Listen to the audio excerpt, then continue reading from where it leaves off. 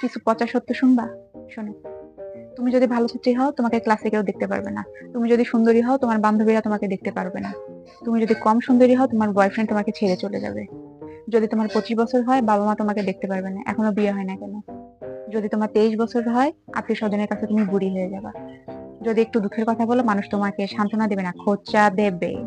যদি একটু মনের দুঃখ বলতে ভার্চুয়াল লাইফে আসো, একটু এটা ওটা স্ট্যাটাস দাও, তখন অপরিচিত কিছু মানুষ এসে তোমাকে কমেন্ট বক্সে ধুয়ে দিবে সাবান ছাড়া।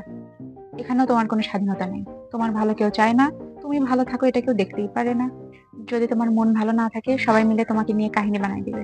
তোমার কেমন লাগতেছে এটা কারো জানার দরকার নাই। ওরা ওদের মতো করে তোমাকে নিয়ে সুন্দর একটা মুভি বানাই দিবে। পরবর্তীতে ওইটা ব্রেকিং নিউজ হিসেবে পাড়ায় চালাই দিবে। কাউকে ভালো লাগলে বলে দাও, রাগ থাকলে ঝেড়ে দাও, কালকের জন্য কোনো কিছু বাকি রেখে নাও। কি জানে কালকে যদি না বাঁচো, আজকেই বেঁচে নাও। শোনো, মাথায় একটা জিনিস ফিক্সড করে নাও, সান্ত্বনা নেব না, দেব। ঠিক আছে? এই জন্যই বলতেছি সোনা পাখি, জীবন তোমাকে দুঃখ দেবে, মানুষ তোমাকে কষ্ট দেবে, ছেঁকা দেবে, কেউ তোমার সাথে থাকবে না, আগে থাকবে না, পিছে থাকবে না।